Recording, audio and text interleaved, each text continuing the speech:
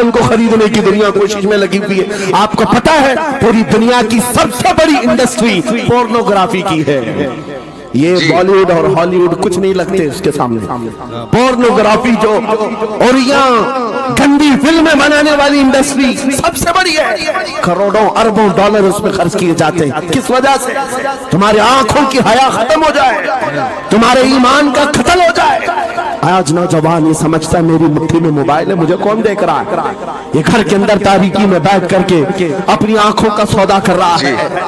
ان عریاں تصویروں کو تم اپنی انگلیوں کے پور سے ہلا ہلا کر کے دیکھ رہے ہو. ایک بات یاد رکھنا, ہو سکتا ہے تمہاری ماں سے پوشیدہ ہے, تمہارے باپ سے چھپی ہوئی حرکت ہے, تمہارے بھائی اور دوستوں سے چھپی ہوئی حرکت ہے. قرآن کہتا ہے یعلم خائنۃ الاعین وما تخفی الصدور, وہ اللہ ہے جو تمہاری آنکھوں کی خیانت کو دیکھ رہا ہے, تمہارے دلوں میں چھپے ہوئے حالات کو بھی وہ جانتا ہے. اس لیے یاد رکھنا, آج ہماری کی ہوئی حرکتوں کے لیے میرا مولا فرماتا ہے فَمَنْ يَعْمَلْ مِثْقَالَ ذَرَّةٍ خَيْرًا يَرَهُ وَمَنْ يَعْمَلْ مِثْقَالَ ذَرَّةٍ شَرًّا يَرَهُ. جو ایک رائی کے دانے کے برابر بھی نیکی کرے گا قیامت میں دن وہ بھی دکھایا جائے گا, اور ایک رائی کے دانے کے برابر برائی کرے گا وہ بھی دکھایا جائے گا. لقمان حکیم نے اپنے بیٹے کو یہ نصیحت کی تھی, یا بنیا انها ان تكن مثقال حبة من خردل فتكن في صخرة او في السماوات او في الارض يأتي بها الله. لقمان حکیم ان کا نام ہے جن کا ذکر قرآن میں آیا ہے. اگرچہ نبی نہیں ہے لیکن اپنے بیٹے کو کیا نصیحت کیا تھا, بیٹا اگر تو برائی کرے گا چاہے پہاڑ کی چٹان میں اندر جا کر یا آسمانوں میں جا کر یا زمین میں اندر جا کر, کہتے کہیں جا کر لے, یأتی بها اللہ, اللہ وہ تیرے سامنے لائے گا, اللہ تیرے سامنے لائے گا. قیامت کے دن بے آبرو ہونا ہو, ذلیل و رسوا ہونا ہو, تو پھر آپ کی منزل اذا لم تستحی فاصنع ما شئت, جب تمہاری حیا نکل جائے تو تم جو چاہو کر لو. اور اگر ایمان کی حیا باقی ہے تمہارے ہاتھ پیر کانپنے چاہیے, تمہارے ہاتھوں میں کپ کپی آ جائے میں کیا کرنے جا رہا ہوں. اے نوجوانوں, آج وہی سچویشن دوبارہ آئی ہے. تمہاری آنکھوں کو خریدنے کے لیے کروڑوں ڈالر لگائے گئے. مومن کی آنکھ کا کاجل عشق مصطفیٰ ہوا کرتا ہے, محبت مصطفیٰ ہے, اور یہ چھیننے کے لیے بڑے بڑے چور بیٹھے ہوئے ہیں. تمہاری آنکھوں کی حیا ختم ہو گئی تو تم جو چاہے کرنے لگ جاؤ. تمہاری آنکھیں اگر بھٹک گئی, اسی لیے میرے آقا نے فرمایا النظرۃ سہم من سہام الشیطان, نظر شیطان کے تیروں میں سے ایک تیر ہے. یہ نظریں ہی دھوکہ کھاتی ہیں.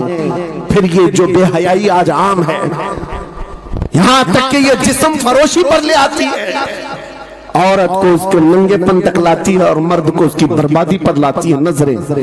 اسی لیے دوا بتاؤں اپنی نظروں کو بچانے کا, دوا چاہتے ہو اسی اعلیٰ حضرت کے شہزادے نے دیا تھا, مفتی اعظم ہند نے دیا تھا. دعا کرو بارگاہ رب العالمین میں کچھ ایسا کر دے میرے کردگار آنکھوں میں, کچھ ایسا کر دے میرے کردگار آنکھوں میں, ہمیشہ نقش رہے روئے یار آنکھوں میں. انہیں نہ دیکھا تو کس کام کی ہے یہ آنکھیں کہ دیکھنے کی ہے ساری بہار آنکھوں میں. فقیر بھی ہو تو اللہ اپنے فضل سے تمہیں غنی بنا دے گا. یہاں تو لوگ سٹینڈ ہونے کے چکر میں پتہ نہیں بڑھاپا نکال لیتے ہیں. ابھی میں سیٹل نہیں ہوا, شادی کب کرنا ہے ابھی سیٹل نہیں ہوا, سیٹل کب ہوگا ابھی سٹینڈ نہیں ہوا. تو کیا ایک پاؤں پہ کھڑے ہیں, ابھی چلتے پھرتے ہیں, سب کچھ ہے, کھاتے پیتے ہیں, لیکن ابھی سیٹل نہیں ہوئے. اور سیٹل ہونے کے چکر میں ایک بات آپ کو میں بتا دوں, کبھی سیٹل نہیں ہوتا آدمی, کبھی جو دماغ میں چل رہی نا وہ چیزیں کبھی نہیں آتی. اسی لیے نکاح کی اگر عمر ہو گئی ہے تو نکاح کر لیں. ابھی میں آپ کو بتاؤں, ایک نوجوان کا مجھے میسج بھی آیا, وہ بیچارہ شادی کا خواہش مند ہے اور نوکری ابھی بھی اس کو لگی ہے جی, اور وہ ہم سے تو کہہ رہا ہے. ہم نے کہا گھر میں بتا دو, کہا ابا ماریں گے. کیوں؟ کہا عمر ابھی 21-22 سال کی ہے, گناہ میں پڑنے کا اندیشہ مجھے بہت زیادہ ہے. میں نے کہا بیٹا اسلام کا یہ فریضہ ہے, اگر اندیشہ ہے گناہ میں پڑنے کا تو نکاح فرض ہو جاتا ہے, فرض ہے, سنت نہیں, فرض ہو جاتا ہے. میں نے اس سے کہا کہ جاؤ گھر میں کہہ دو. تو 2-3 دن کنٹینیو سمجھانے کے بعد گیا اور گھر میں جا کر بولا کہ مجھے نکاح کی ضرورت ہے. جیسا بیچارے کا اندیشہ تھا باپ نے ویسا ہی کیا اس کے ساتھ. پھر اس نے کہا کہ میں حضرت نہیں کہہ رہا تھا کہ میرے باپ ناراض ہو جائیں, اب تو مجھ سے کہا ہے کہ تجھے گھر میں کھانا پانی بھی نہیں دیں گے, بہت ناراض ہے. کہا شادی پر ناراض؟ کہا باپ کی مرضی سے شادی کرنا ہے, باپ کی مرضی سے شادی کرنا ہے. اس کے اندر کیا چل رہا ہے باپ کو کیا پتا ہے؟ میرے عزیزو, جو اگر باپ ہیں تو ان کو میں بتاتا ہوں, کسی کو زور زبردستی اس طرح روک کر مت رکھو, نہ بیٹیوں کو نہ بیٹوں کو. ان کی اگر عمر ہو گئی ہے تو ان کو اپنی زندگی نبھانے دے دو. کچھ لوگوں کو ایسا لگتا ہے کہ اتنی جلدی کر کے کیا کرے گا, اتنی جلدی گناہ کے اڈے قائم کرے گا تو فرق نہیں پڑے گا. شادی کر کے ایک اچھا معاشرہ تشکیل دینا چاہتا ہے تو اسے آزاد رکھو. بعض مقامات پر ہو سکتا ہے کچھ ماں باپ ان کے لیے سخت ہو جاتے ہوں, ہرگز نہ کریں. میرے آقا کا فرمان سنیں, 3 چیزوں میں تاخیر کرنا گناہ ہے. جب کسی کا انتقال ہو جائے تو جنازہ اٹھانے میں تاخیر کرنا گناہ ہے. جب نماز کا وقت ہو جائے تو تاخیر کرنا گناہ ہے. اور پھر فرماتے ہیں جب لڑکی بالغ ہو جائے تو اس کے نکاح میں تاخیر کرنا گناہ ہے.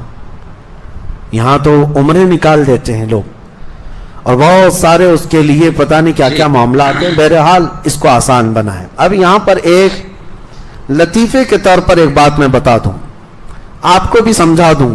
کل کو کوئی بیٹھ کر کے آپ کو پٹی پڑھانے کی کوشش کرے تو یہ بات یاد ہونی چاہیے. آیت ہے فَانْكِحُوا مَا طَابَ لَكُم مِّنَ النِّسَاءِ مَثْنَىٰ وَثُلَاثَ وَرُبَاعَ. تم میں سے جو عورتیں پسند آ جائیں نکاح کر لو, 2-2, 3-3, 4-4. یہ لفظ ہے. 2 مثنا کا مطلب ہوتا ہے 2-2, ثلاثہ کا مطلب ہوتا ہے 3-3, رباع کا مطلب ہوتا ہے 4-4.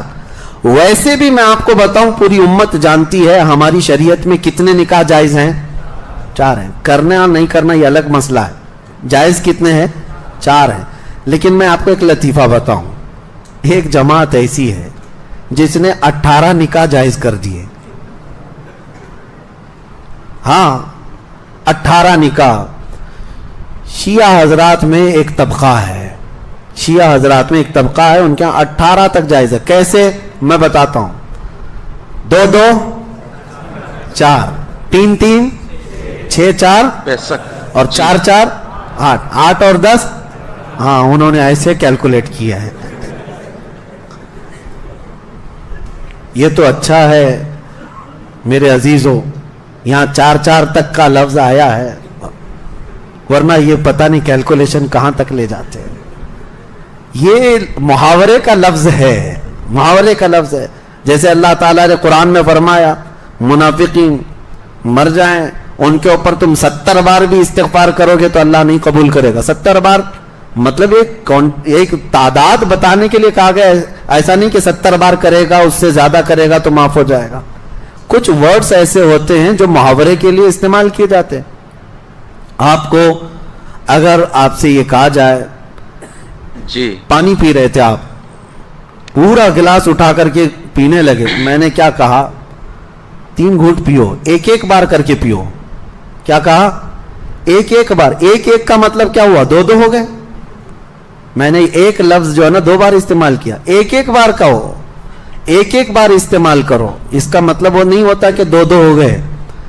تو یہ اگر کوئی کل کو پٹی پڑا ہے ہمارے نوجوانوں کو اور 18 دماغ میں ڈالنے لگے تو سمجھ لینا کہ یہ کہاں سے آ رہی ہے بات. اسی لیے میرے عزیزوں ہاں بہرحال اللہ تعالیٰ نے 4 تک ہمارے لیے اجازت رکھی ہے.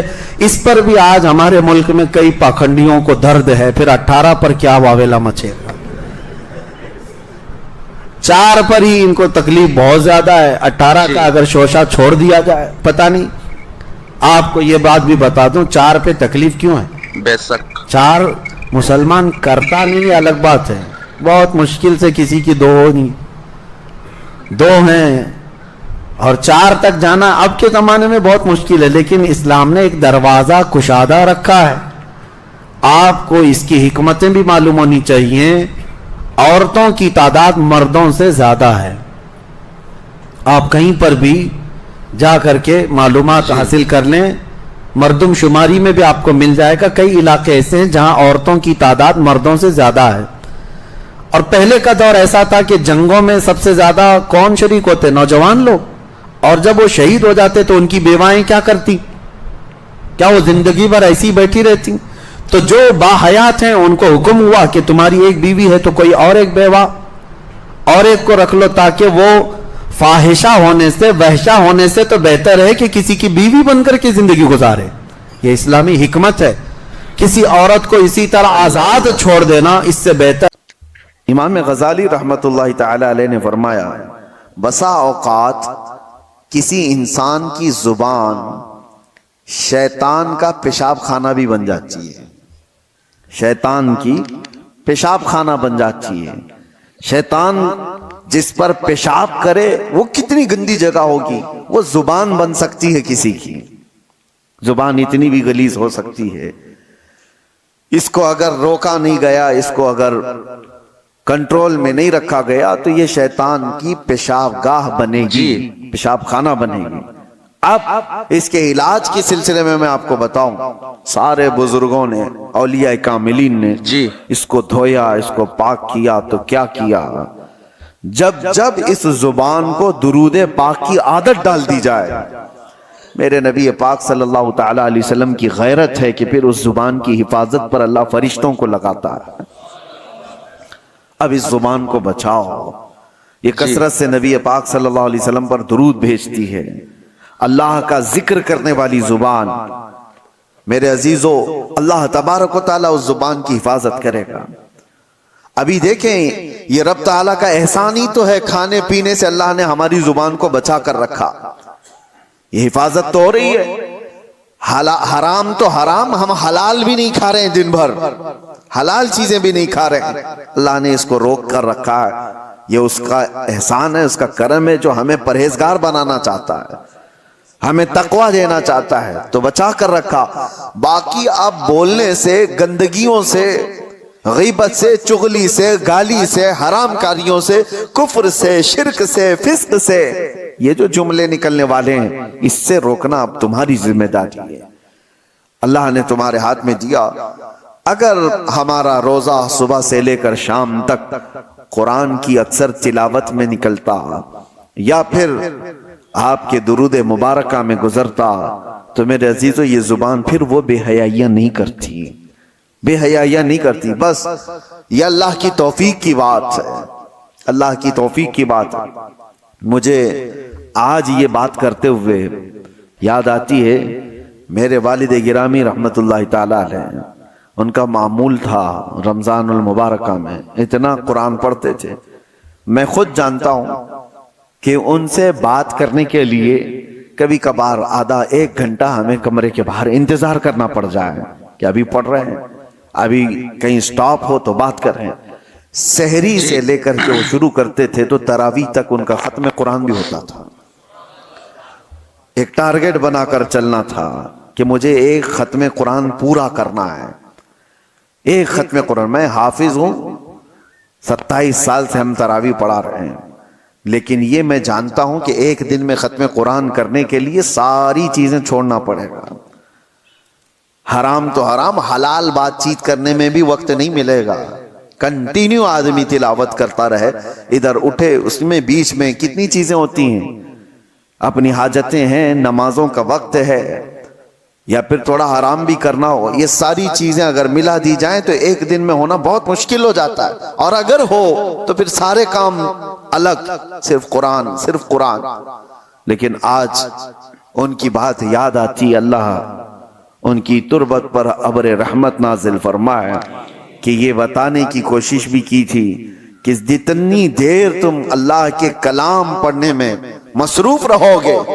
اور حدیث پاک یہ بھی ہے کہ اگر کوئی یہ پوچھتا ہے کہ کیا ہم قرآن ہی پڑھتے رہیں، کیا ہم صرف درود ہی پڑھتے رہیں، اور بھی تو کام ہے، دعا وغیرہ کرنا ہے کسی کے، فرمایا گا جو بندہ تلاوت قرآن میں مصروف رہا، دعا کرنے کا وقت نہیں ملا، تو پوری کائنات میں جو دعا کی جا رہی اللہ اسے وہ بھی عطا کرے گا. اسے دعا کرنے کا وقت نہیں ملا تو اللہ تعالیٰ اس کو وہ سب عطا کرے گا جو اس کے قلب میں ہے، اس کے دل میں ہے، مانگنا چاہتا تھا.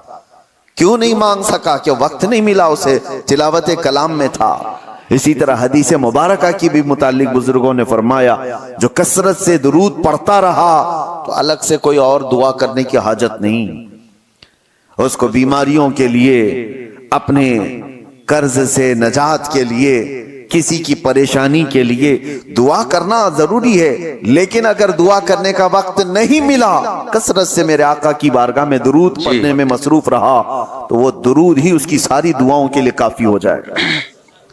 میرے عزیزو، اپنی زبان کو بزی رکھنے کا یہ سب سے بہترین طریقہ تھا، اور جب زبان قرآن کی تلاوت میں یا رسول کریم صلی اللہ علیہ وسلم پر درود پڑھتے ہوئے مصروف ہو جاتی ہے تو ایک تو اس کی لذتوں سے ہم نے اس کو بچا تو دیا، ان حرام کاریوں سے بچا تو دیا، جو اس کی شہوت تھی اس کو روک تو دیا، لیکن اس کا نتیجہ یہ بھی نکلتا ہے کہ اس زبان میں اللہ تعالیٰ کمال کی تاثیر عطا فرماتا ہے، اثر عطا کرتا ہے۔ جب تم کسی کو ایک جملہ کہو گے دوسروں کے 70 جملوں سے زیادہ بھاری لگتا ہے۔ یہ زبان کا اثر ہوتا ہے کہ کسی کے ہاں گھنٹوں کوئی چیز کہی جا رہی ہو وہ اثر نہیں کرتا، لیکن تاثیر والے کی زبان سے ایک جملہ نکلے وہ اثر کر جاتا ہے۔ عزیزان گرامی وقار، رب تبارک و تعالیٰ نے قرآن پاک میں ارشاد فرمایا اور تمہارے رب کی نعمت کا اظہار کرو، خوشیوں کا اظہار کرو۔ عید جو لفظ ہے یہ خوشی کے لیے ارشاد فرمایا گیا۔ سال میں چار دن ذی الحجہ میں اور آج کا ایک دن، 5 دن ایسے ہیں جس میں روزہ رکھنا حرام ہے، جائز ہے۔ آج عید الفطر، عید الفطر کے دن روزہ رکھنا جائز نہیں، حرام ہے۔ اس کی وجہ یہ ہے کہ اللہ تبارک و تعالیٰ نے یہ خوشیوں کے لیے عطا فرمایا۔ خوشی کے دن اور بقرعید میں جو 4 دن آتے ہیں ایام تشریق کے، ان 4 دنوں میں اور یہ ایک دن، آج کے دن سوگ منانا بھی جائز نہیں۔ اللہ تعالیٰ کی طرف سے یہ انعام ہے تو اس کا اظہار ہو۔ لیکن میرے عزیزو، امت مصطفیٰ صلی اللہ تعالیٰ علیہ وسلم کو اللہ تعالیٰ نے قرآن میں فرمایا ہم نے امت وسط بنایا ہے، یعنی درمیانی امت ہے یہ۔ وَكَذَلِكَ جَعَلْنَاكُمْ أُمَّةً وَسَطًا لِتَكُونُوا شُهَدَاءَ عَلَى النَّاسِ۔ اللہ فرماتا ہے ہم نے تمہیں امت وسط بنایا۔ وسط کہتے ہیں بیچ والی امت، نہ بہت زیادہ اس میں افراط ہو نہ بہت زیادہ تفریط ہو، یعنی خوشیوں میں پاگل ہو جانا اور حدوں کو توڑ دینا، یا بالکل ہی خوشی نہ منانا، یہ دونوں چیزیں بھی جائز نہیں۔ امت مصطفیٰ درمیانی راستے پر چلنے والی امت کا نام ہے۔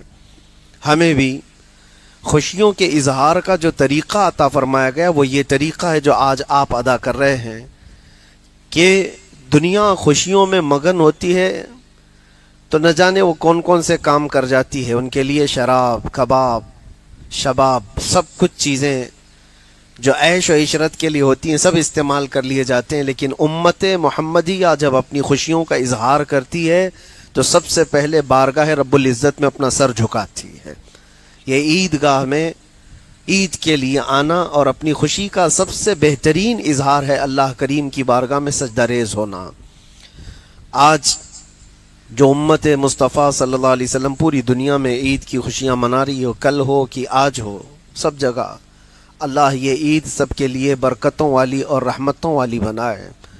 آج کے دن انعام بھی تقسیم کیے جاتے ہیں، جنہوں نے پورے ماہ رمضان میں روزے رکھے، تلاوتیں کی، تراویح پڑھا، آج عید کے دن اللہ تعالیٰ ان کو انعام سے نواز رہا ہوتا ہے۔ جب بندے سجدہ میں ہوتے ہیں عید کے دن، فرشتے اللہ کریم کی بارگاہ میں عرض کرتے ہیں کہ مولا آج خوشیوں کا دن ہے پھر بھی یہ تیرے دربار میں جھکے ہوئے ہیں۔ رب تعالیٰ فرماتا ہے اے فرشتوں، ان کے سر اٹھانے سے پہلے تم گواہ ہو جاؤ، ان کی بخشش کا میں اعلان کرتا ہوں، اور یا وہ جو مانگنا چاہتے ہیں میں انہیں وہ عطا کرتا ہوں۔ تو عید کے دن اللہ کریم بندوں کو جو وہ مانگتے ہیں عطا فرماتا ہے کہ آج اجرت کا دن ہے، آج انعام کا دن ہے۔ لیکن میرے عزیزوں، خاص طور پر کچھ چیزیں ایسی ہیں کہ اللہ کے نبی صلی اللہ علیہ وسلم نے یہ بھی فرمایا من لم یہتم بامرنا فلیس منا، جس نے ہماری امت کے بارے میں سوچا نہیں کسی صبح، حضور فرماتے ہو میری امت میں سے نہیں ہے۔ آج امت کے درد کا احساس بھی ضروری ہے۔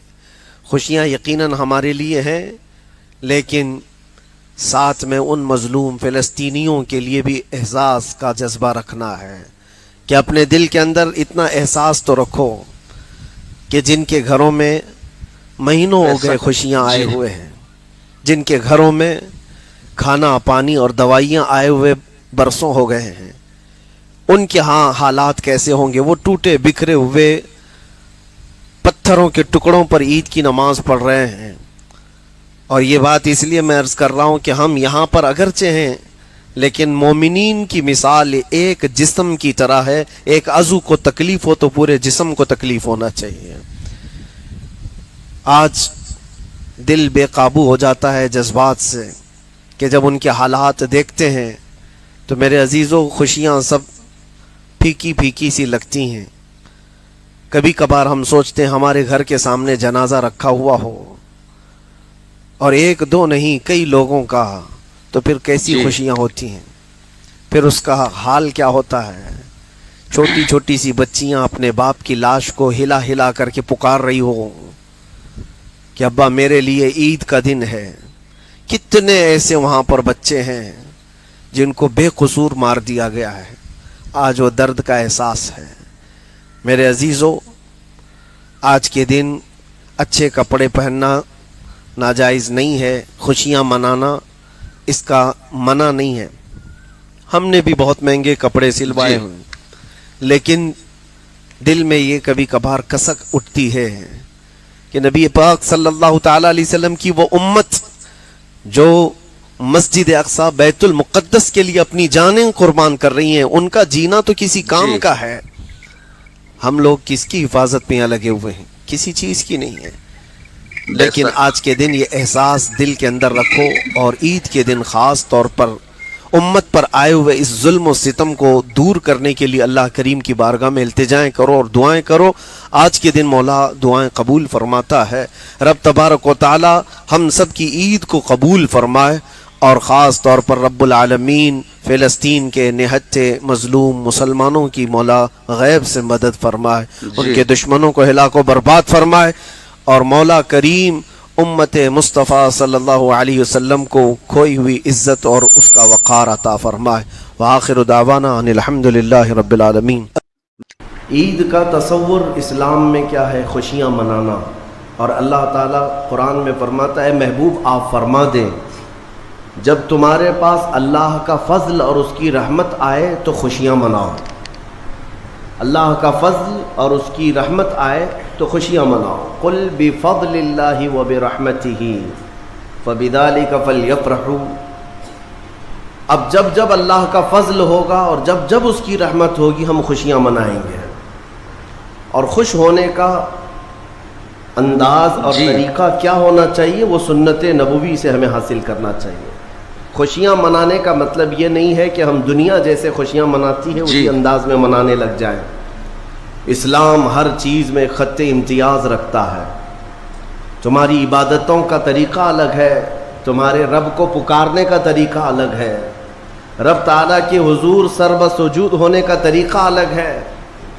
رب تبارک و تعالیٰ نے تمہیں ممتاز پیدا کیا ہے، ظاہر سی بات ہے تمہاری خوشیاں بھی ممتاز ہونی چاہیے۔ پوری کائنات میں لوگ اگر خوشیوں میں ڈوب کر شراب نوشی کرتے ہیں تو یہ خوشیاں نہیں ہیں۔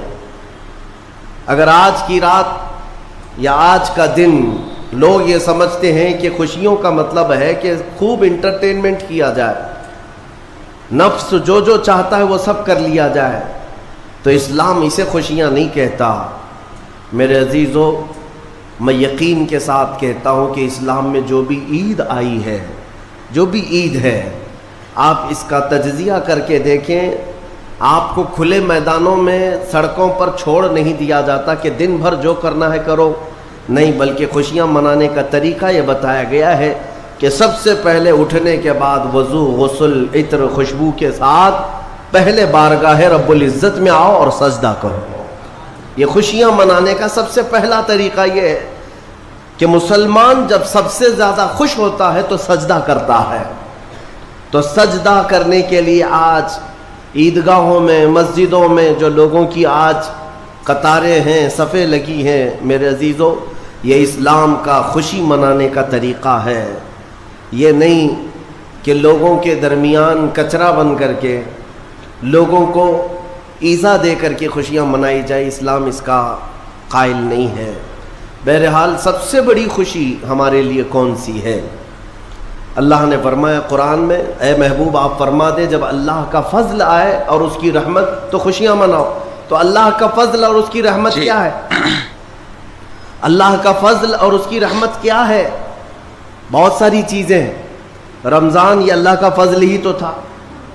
تمہیں کھلا پلا رہا ہے یہ اللہ کی رحمت ہی تو تھی. تمہیں صحت اور تندرستی دیا یہ اس کی رحمت ہی تھی.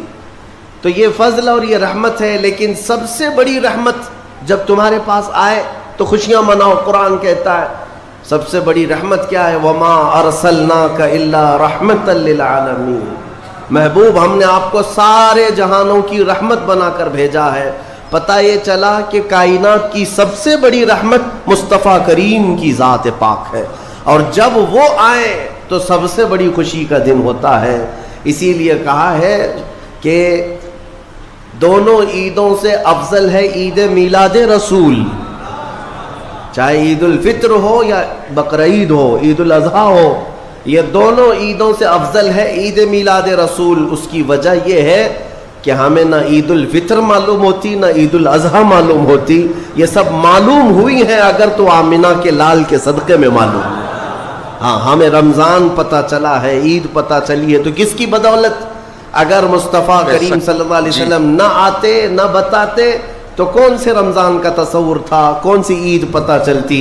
اسی لیے حاصل کلام تو یہ ہے میرے عزیزو وہ جو نہ تھے تو کچھ نہ تھا وہ جو نہ ہو تو کچھ نہ ہو. جان ہے وہ جہان کی اور جان ہے تو جہان ہے. آج عید اگر منانا بھی ہے تو میں یہ ضرور کہوں گا کہ آج عید پڑھنے کے بعد نماز پڑھنے کے بعد سب سے پہلا کام جو آپ کرتے ہیں وہ کیا ہے؟ سب سے پہلا کام آپ یہ کرتے ہیں اپنے ماں باپ اپنے رشتہ داروں سے ملاقات. اور گھر جلدی بھاگ کر کے جاتے ہیں کہ اپنے بڑوں سے ملاقات کرنا ہے. آج مصافحہ معانقہ کا دن ہے. آپ کو اپنے ماں باپ جس قدر یاد رہتے ہیں میرے عزیزو اس رسول کو آج ہرگز فراموش نہ کرو جو اپنی رات کی تنہائیوں میں تمہیں امتی امتی کہہ کر یاد کیا کرتے تھے. آج ان کا دن ہے. آج اس رسول پاک کا دن ہے. سورج کے ڈوبنے سے پہلے پہلے تک کثرت سے میرے آقا کی بارگاہ میں بیٹھ کر درود بھیجو اور عرض کرو کہ آقا آج میری خوشی کا دن ہے. میں اپنے ماں اپنے باپ اپنے بھائی اپنے بہن سب سے زیادہ اگر دنیا میں کسی سے پیار کرتا ہوں تو وہ آپ کی ذات مبارکہ ہے. رسول پاک صلی اللہ تعالیٰ علیہ وسلم کو یاد کرنا آج کی عید کے دن کا ایک بہت ہی بڑا حصہ ہے مومنوں. باقی میں دوسروں کے بارے میں نہیں کہہ سکتا جن لوگوں نے آج کی عید کو جوا کا اڈا بنا لیا ہو شراب پینے کا ذریعہ بنا لیا ہو سینما تھیٹر پہ جا کر کے عیش کرنے کا ذریعہ سمجھاؤ. میں سمجھتا ہوں کہ ان کے اندر روح اسلام نہیں آئی. اگر اسلام کی روح ہوتی اگر ایمان ان کے قلب میں بشاشت پیدا کر چکا ہوتا تو ہرگز وہ ایسی جگہ قدم بھی نہیں رکھتے. اے میرے عزیزو آج مصطفیٰ کریم صلی اللہ علیہ وسلم کے سچے غلام بن کر کے دکھانے کا بھی دن ہے. آج دنیا تمہیں دیکھ رہی ہے. آج پوری دنیا دیکھ بھی رہی ہے اور ڈر بھی رہی ہے کہ یہ باہر نکلے ہیں آج کیا ہونے والا ہے. میرے عزیزو تمہارے پاس سب سے بہترین میسج دینے کا وقت یہ ہے کہ رسول کریم صلی اللہ تعالیٰ علیہ وسلم کے غلام ان کی سنتوں میں ملبوس اپنے گھروں سے آج نکلے ہیں اور پوری دنیا میں حضور کی سنتیں عام کر کے رہیں گے اور حضور پاک صلی اللہ علیہ وسلم کے اخلاق کو پھیلا کر رہیں گے. آج تمہارے ذریعے سے حضور اکرم صلی اللہ علیہ وسلم کے اخلاق عام ہونی چاہیے. نان مسلم ہو غیر مسلم ہو کوئی بھی اگر اس کے ساتھ تمہارے مدد کا جذبہ آیا کم سے کم اس کے دل میں یہ خیال تو آئے گا کہ یہ نوجوان کیوں میرے ساتھ اچھائی کر رہا ہے. اس وقت تم یہ بتا سکتے ہو یہ میرا اپنا عمل نہیں یہ میرے آقا کا عمل ہے. نبی پاک صلی اللہ تعالیٰ علیہ وسلم آج کے دن غریبوں کو نہیں بھولتے یتیموں کو فراموش نہیں کرتے. حضور پاک صلی اللہ تعالیٰ علیہ وسلم آج ان یتیموں بیواؤں سب کے گھروں کا خیال تک رکھتے تھے. عزیزان گرامی وقار آج عید کے ان لمحات میں یقیناً رمضان المبارک گزر جانے کے بعد خوشیوں کا دن ضرور ہوتا ہے، لیکن ساتھ ہی آج ہمیں قلق بھی ہے، غم بھی ہے ہمارے ان بھائیوں کا جو آج عید منانے کے لیے یا تو ہمارے ساتھ نہیں ہیں، ناحق جیلوں میں بند ہیں، جی کچھ بے قصور قیدی ہیں، اور بہت سارے وہ لوگ ہیں جن کے ہاں اسباب کی کمی ہے اور کوئی عید نہیں ہے ان کے ہاں، وہ فلسطین کا علاقہ ہو کہ شام ہو کہ یمن ہو کہ عراق ہو، ان کے ہاں کوئی عید نہیں، وہ کھلے میدانوں میں آج بھی ایک ایک روٹی اور بوٹی کے لیے ترس رہے ہوں گے۔ آج اس درد کے ساتھ ہم عید کے لیے حاضر ہیں اور بارگاہ مولا میں یہ عرض ضرور کریں گے کہ مولا جہاں تو ہمیں نرم لقمے کھلا رہا ہے، حضور کی اس غریب امت پر بھی رحم فرما دے۔ ایک میرا ہی رحمت میں دعویٰ نہیں، شاہ کی ساری امت پہ لاکھوں سلام۔ آج عید کے دن جو کام کرنے کے ہیں، میرے مصطفیٰ کریم صلی اللہ علیہ وسلم کو راضی کرنے کا دن ہے۔ آج کے دن جی حضور فرماتے ہیں اللہ تعالیٰ کو سب سے زیادہ پسندیدہ جو عمل ہے، سب سے زیادہ پسندیدہ وہ دو ہے، دو عمل اللہ کو بہت پسند ہے آج کے دن۔ فرمایا میرے آقا صلی اللہ علیہ وسلم وہ دو عمل کیا ہے؟ حضور فرماتے ہیں پہلی چیز یہ ہے کہ اللہ رب العزت کی بڑائی بیان کرنا۔ سبحان اللہ، بے شک۔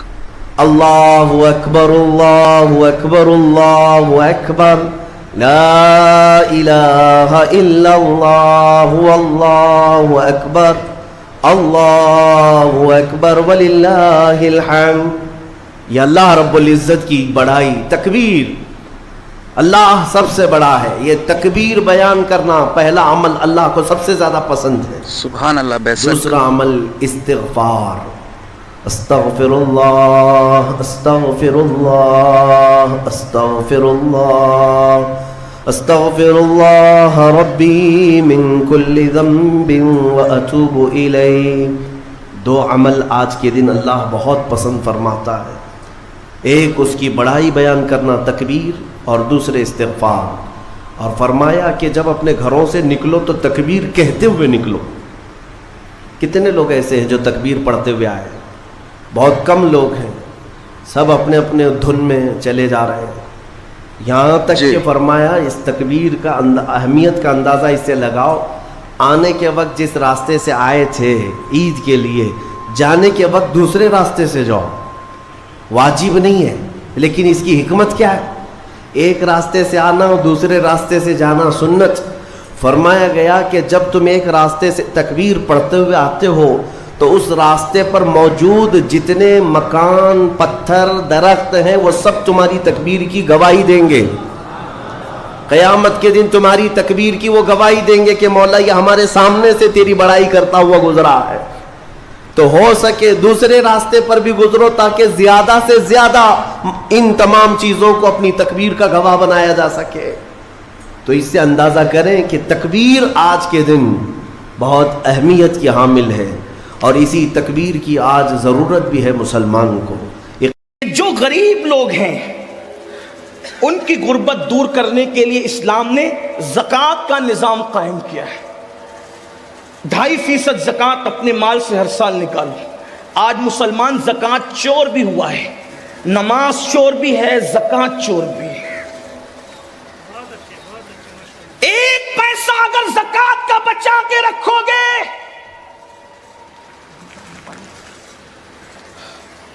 ایک پیسہ اگر زکوٰۃ کا بچا کر رکھو گے تو وہ پیسہ آپ کے دوسرے اچھے پیسے کو بھی تباہ کرے گا۔ اور اگر زکوٰۃ دے دی، اللہ کے رسول علیہ السلام فرماتے ہیں جو اپنے مال کی پوری پوری زکوٰۃ ادا کرے، اللہ اس کے مال کو اپنے قلعے میں محفوظ کر لیتا ہے۔ مجھے بتاؤ، جس کا مال اللہ کے قلعے میں محفوظ ہو جائے پھر اس کے مال کو کون کیا کر سکتا ہے؟ لوگ کہتے ہیں میرا مال بیوپاری لے کر کے بھاگ گیا، ڈوب گیا، یہ ہوا وہ ہوا۔ زکوٰۃ نہیں دیتے، غریبوں کا حق نہیں دیتے، اس لیے کوئی لے کر کے بھاگتا ہے۔ واللہ اگر ایک ایک پائی کی زکوٰۃ نکال دو تو اللہ کے سچے نبی نے فرمایا کہ جس نے زکوٰۃ نکال دی اس کا مال اللہ کے قلعے میں محفوظ ہو گیا۔ ایک بات۔ دوسری بات، جب زکوٰۃ نکالو تو زکات کو کوئی سسٹم سے تقسیم کرو. کچھ لوگوں کو تو ہم نے 200 روپے تقسیم کرتے دیکھا. ٹھیک ہے، اس میں کوئی شرع کا حکم نہیں کہ تملیک شرط ہے فقیر کے لیے، لیکن آپ سے پوچھتا ہوں کم سے کم ایسا ہو جائے. علماء کرام بیٹھے، میں صرف اپنی اصلاح کی خاطر مشورہ دے رہا ہوں، آپ کی مشورہ ہے میرا کہ اپنی زکوٰۃ کو 3 حصوں میں تقسیم کریں اگر ہو سکے تو. نمبر 1، ایک حصہ اپنے رشتہ داروں میں تقسیم کریں. نمبر 2، ایک حصہ عام مسلمانوں میں تقسیم کریں. اور نمبر 3، ایک حصہ مدارس دینیا میں تقسیم کریں.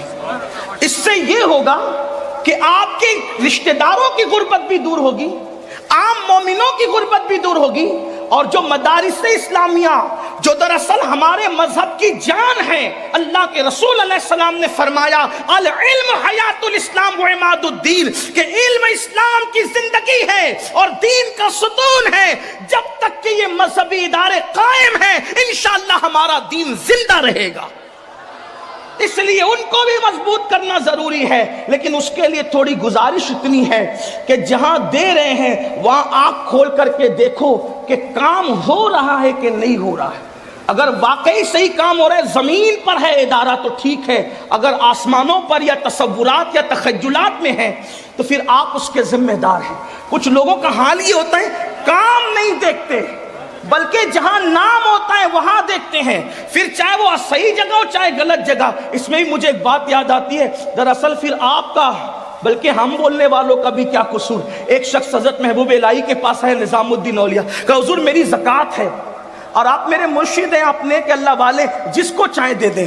لیکن وہ بھی اللہ والے تھے، وہاں لے کر کے جھولی میں ڈالنا تو تھا نہیں، انہوں نے ہاتھ میں نہیں لیا. فرمایا بیٹا خانقاہ کے سامنے جا، پہلا جو بندہ نظر آئے گا اس کو دے دینا. تو دے دیا. وہ محبوب الہی کے بڑے نیک اور متقی مرید تھے. تو دوسرے کو رشک آیا، ارے اس کی زکوٰۃ تو بڑی صحیح جگہ گئی. تو دوسرا بھی لے کر کے آیا، بس سرکار میری بھی قبول کرے. میں جا پہلے خانقاہ کے دروازے پہ جو پہلے دکھے دے دینا. ایک شرابی ڈولتے ہوئے آ رہا تھا، حضرت کا حکم تھا دے تو دیا، منہ اتار کے آیا. کہا سرکار اس کی ایسی جگہ میری ایسی جگہ. آپ نے مسکرا کے کہا بیٹا میرا قصور کیا ہے، جیسا مال تھا ویسے کے پاس پہنچ گیا. بس اپنی زکاتوں کا بھی یہی حال ہے، جیسے کماؤ گے ویسے جولی میں جائیں گے. اگر حلال کماؤ گے تو اچھے ہاتھوں میں پہنچے گی.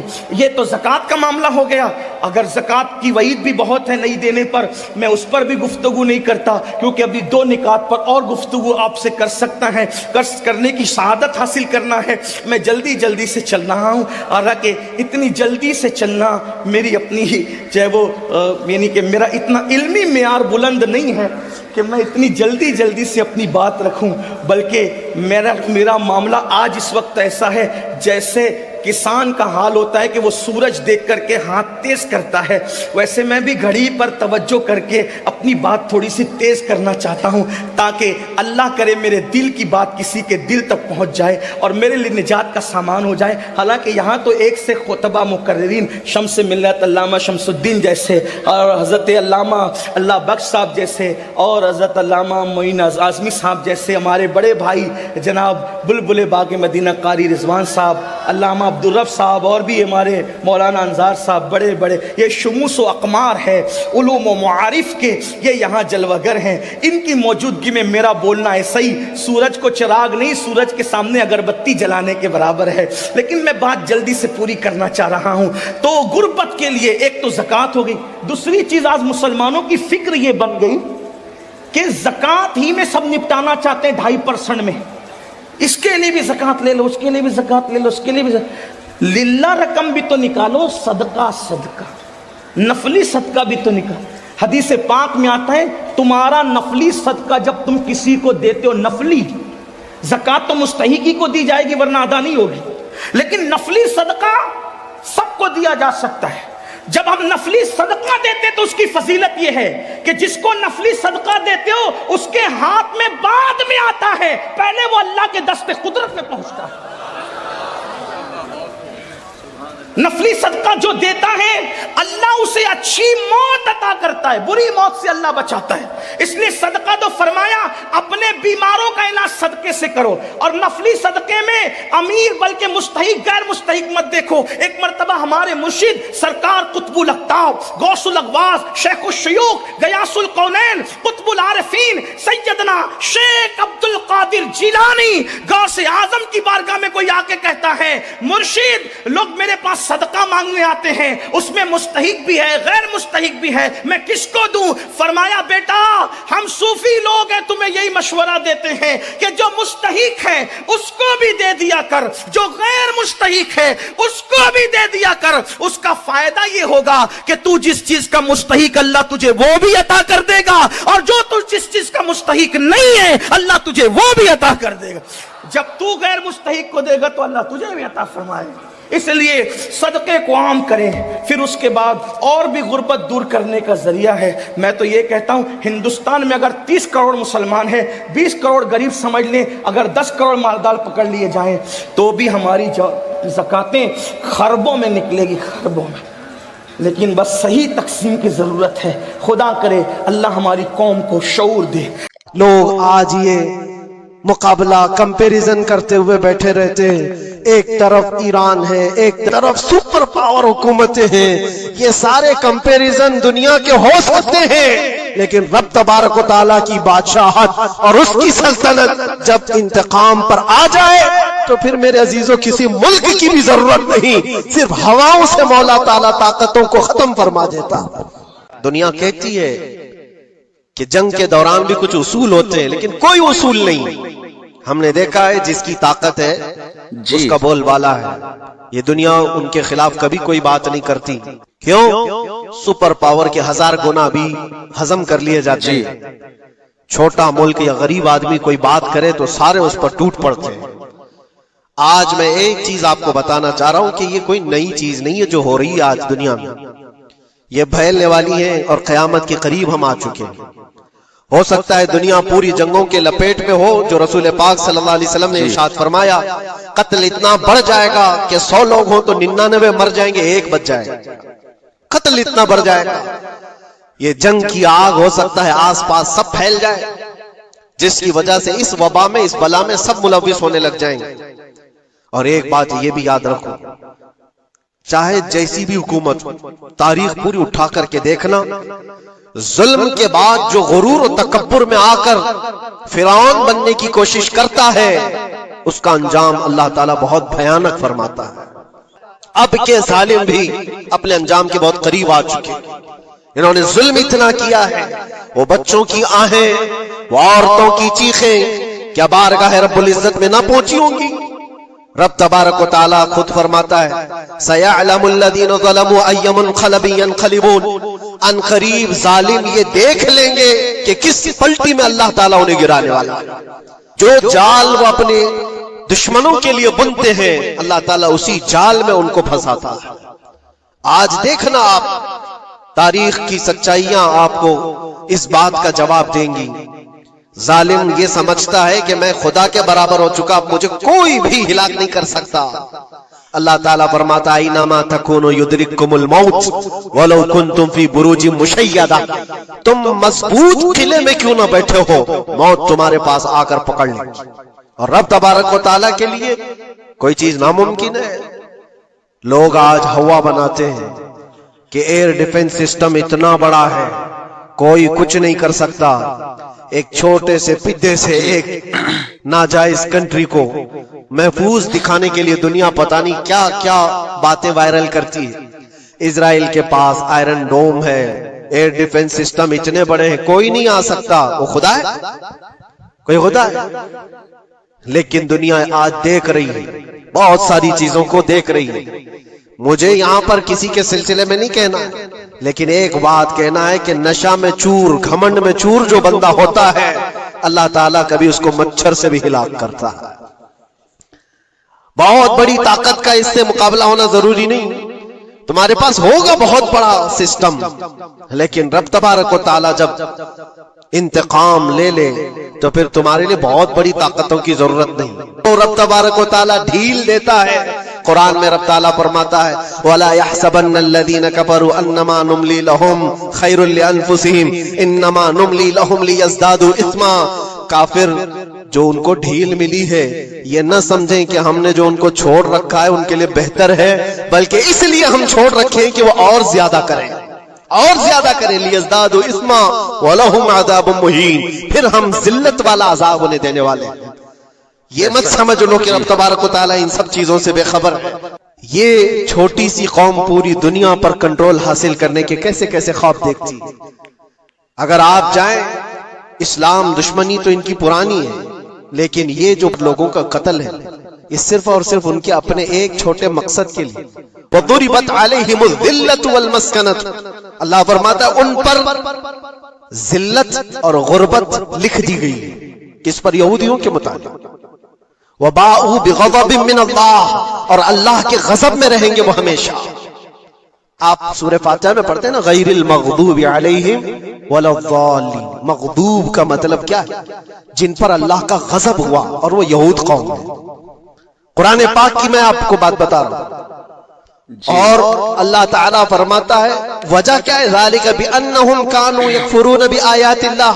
وہ اس لیے کہ اللہ کی نشانیوں کو ٹھکراتے ہیں. وَيَقْتُلُونَ النَّبِيِّينَ بِغَيْرِ حَقٍّ. اور اللہ کے نبیوں کو ناحق قتل کرتے ہیں. اب دنیا کو یہ افسوس ہو رہا ہوگا، جیسے میں نے ابھی بتایا 50,000 لوگوں کا قتل وہاں کر دیا.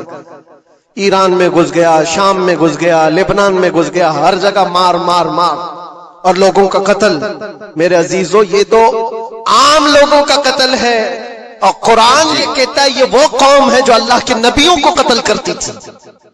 اور تاریخ میں ہے تقریباً 10,000 نبیوں کو انہوں نے قتل کیا ہے.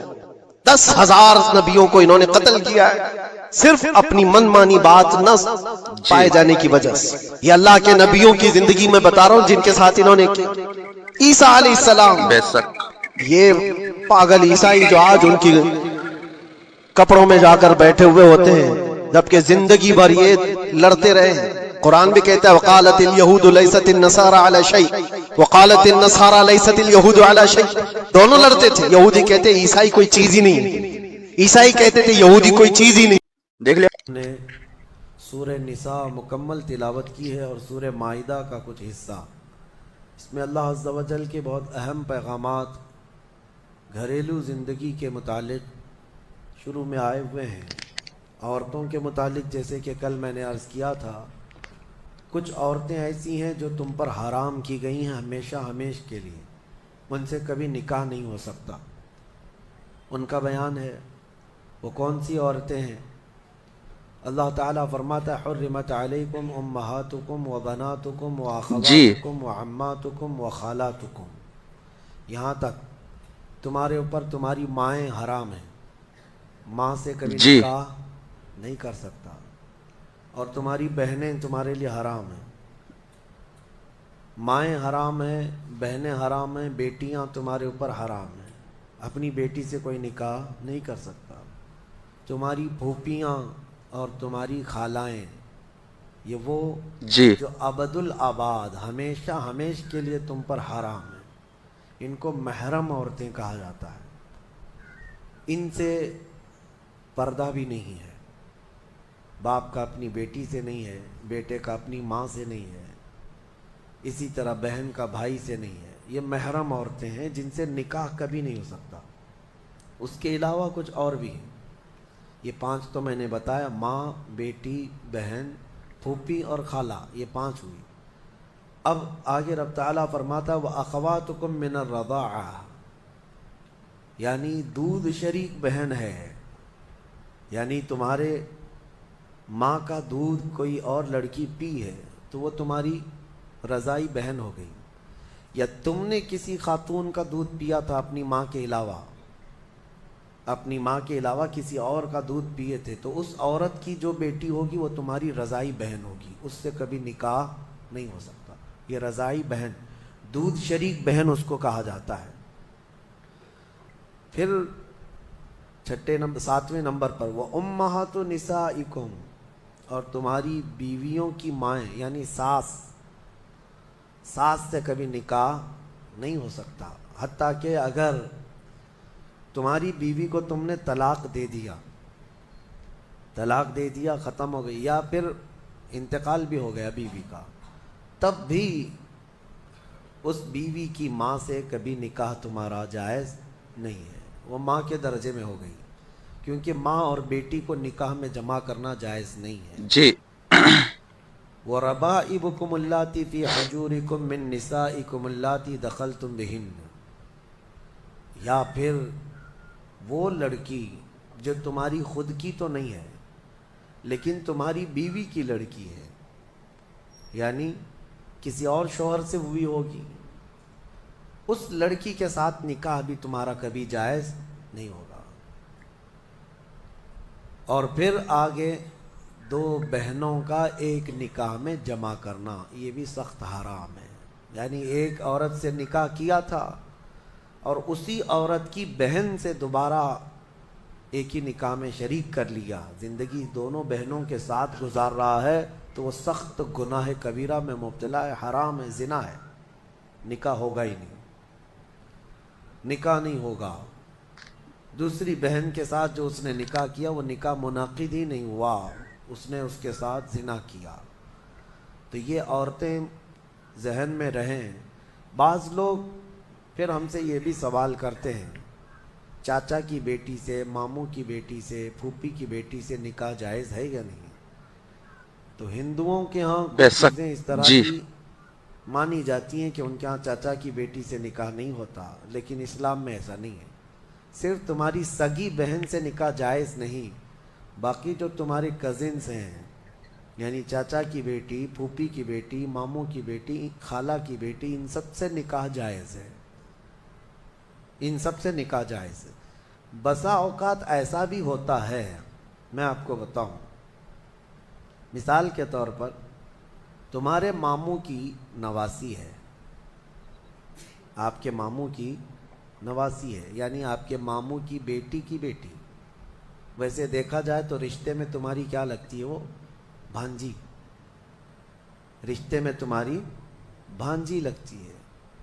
تو ظاہر سی جی بات ہے بہن کی بیٹی سے اور بھائی کی بیٹی سے بھی نکاح جائز نہیں ہے، سگی بھانجی اور سگی بھتیجی سے نکاح جائز نہیں۔ لیکن اگر اس طرح ماموں کی بیٹی بھانجی لگ رہی، اس سے نکاح جائز ہے۔ اسی طرح پھوپھی کی نواسی یا پوتی ہے، اس سے بھی تمہارا نکاح جائز ہے، وہ سگی بھانجی یا سگی بھتیجی نہیں ہے۔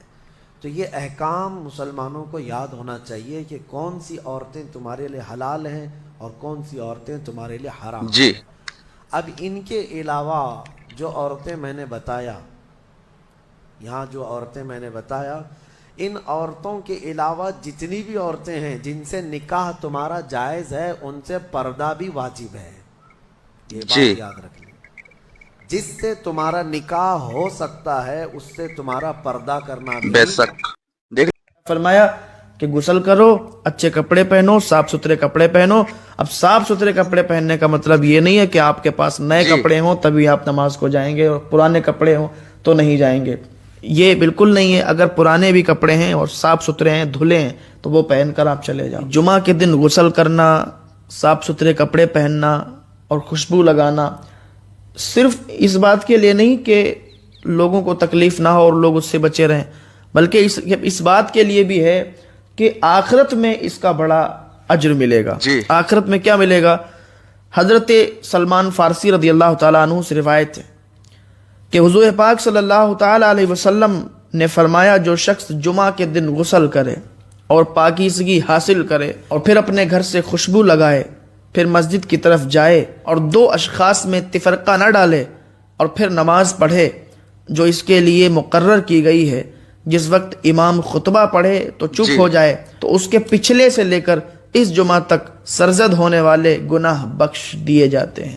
سبحان اللہ، کیا ہی خوب ارشاد گرامی ہے۔ حضور پاک صلی اللہ تعالیٰ علیہ وسلم نے فرمایا کہ نہا لو، غسل کر لو، خوشبو لگا لو، صاف ستھرے کپڑے پہن لو اور مسجد کے لیے نکل جاؤ، اور کسی بھی سبحان اللہ، بے دو شک۔ لوگوں میں تفرقہ مت ڈالو، یعنی ان کو آپس میں لڑاؤ نہیں، بلکہ پیار اور محبت کی بات کرو، پیار اور محبت سے پیش آؤ اور جا کے نماز جمعہ ادا کر لو اور نکل آؤ۔ इत्मीनान से, शांति से। तो हुजूर पाक सल्लल्लाहु अलैहि वसल्लम फरमाते हैं कि पिछले जो भी गुनाह उससे सरजद हो चुके हैं और इस जुमा तक उसके सारे के सारे गुनाह बख्श दिए जाते हैं। सुभान अल्लाह, बेशक। हुजूर पाक सल्लल्लाहु ताला अलैहि वसल्लम ने फरमाया कि जो शख्स नहाए और अव्वल वक्त में मस्जिद में आए और खुतबे के आगाज़ में शिरकत करे और पैदल आए, सवारी पर ना आए, और इमाम के नज़दीक रहे, खुतबा सुने और लग काम ना करे, तो उसके लिए हर कदम के बदले साल भर का अमल है, 1 साल के रोज़े और रातों के क़याम का उसके लिए अज्र है। सुभान अल्लाह, क्या फजीलत है जुमा की, क्या फजीलत है, कितनी शान है जुमा की। लेकिन फिर भी लोग छोड़ देते हैं, इसलिए क्योंकि उन्हें पता ही नहीं। लेकिन आज जब पता चले तो ना उनको बताना कि जुमा की शान क्या है। आओ ना फिर जुमा, ईद बकरीद को तुम तलाश करते हो, ईद बकरीद पढ़ोगे और जुमा छोड़ोगे। तो भाइयों, जुमा की फजीलत कितनी ज़्यादा है, क्या सवाब है जुमा में, देखते जाएं अभी आगे आगे। हदीस शरीफ में फरमाया गया है कि जो नहलाए, इसके 3 मतलब हो सकते हैं। सबसे पहले ये हो सकता है कि अपने कपड़ों को गुस्ल दे, यानी उनको धोए। दूसरे ये कि किसी दूसरे फ़र्द के लिए नहाने के असबाब और सामान मुहैया कर दे, यानी दूसरे के लिए पानी, साबुन और तेल का इंतज़ाम करे। तीसरे ये कि अपनी औरत से सोहबत करे ताकि उसको भी गुस्ल की हाजत हो, और उससे एक तो ये होगा कि दिल में ज़िना का ख्याल नहीं आएगा, और दूसरे नमाज में खूब दिल लगेगा। नुज़हतुल मजालिस की पहली जिल्द सफ़ा नंबर 111 पर हज़रत अब्दुल्लाह बिन अब्बास रज़ियल्लाहु ताला अन्हु का ये कौल मनक़ूल है कि जब मर्द और औरत गुस्ल करते हैं तो उनके जिस्म से बहने वाले पानी के हर कतरे से एक फ़रिश्ता तख्लीक किया जाता है, जो मर्द और औरत के लिए ताहश्र इस्तिग़फ़ार करता रहेगा। जुमा के दिन बिलखुसूस सफ़ेद कपड़े पहनना ये महबूबुल अमल है, यानी ये अमल बहुत महबूब है।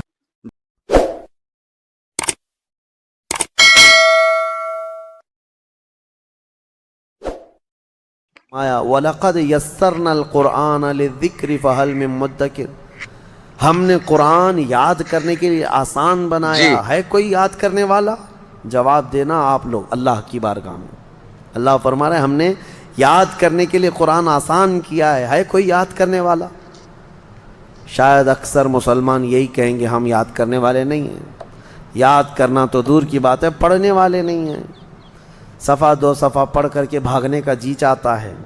हम देखते हैं कुरान हाथ में लेते ही कितने लोगों का दिल बेकाबू होने लगता है, उकताहट आने लगती है। नऊज़ु बिल्लाहि मिन ज़ालिक। ये वो दिल हैं जो काले हो चुके हैं, ये वो दिल हैं जो बीमार हो चुके हैं गुनाहों की वजह से। उनके हाथों में कुरान ज़्यादा देर तक नहीं आ सकता। अल्लाह करीम फरमा रहा है कि हमने कुरान याद करने के लिए आसान बनाया। मैं सब के लिए नहीं कहता, इल्ला माशाअल्लाह। अभी तो साल भर की बात तो छोड़ो, रमज़ान आया है, ज़रा गरीबान में झांक करके देखना कितने पारे आज तक तिलावत कर चुके, तरावी को छोड़ करके। कुरान कितने लोग उठाए, कितने लोगों ने पढ़ा, कितनी तिलावत हुई। अल्लाह की बारगाह में सब जवाब देना होगा आपको। कुरान में रब ताला ने बार बार फरमाया, 4 बार फरमाया हमने याद करने के लिए आसान बनाया। है कोई याद करने वाला? नहीं, सुभान अल्लाह, वाला भी नहीं है। घरों में जो कुरान रखे हुए हैं मुसहफ, इस पर तो धूल जमा हो रही है, लोग उसको भूले से भी हाथ नहीं लगाते। अजीज़ा ने गिरामी, हदीस पाक में है, मेरे आका फरमाते हैं कल क़यामत के दिन जिसके खिलाफ कुरान और रमज़ान खड़े हो जाएंगे उसको दोज़ख में जाने से कोई नहीं बचा सकेगा।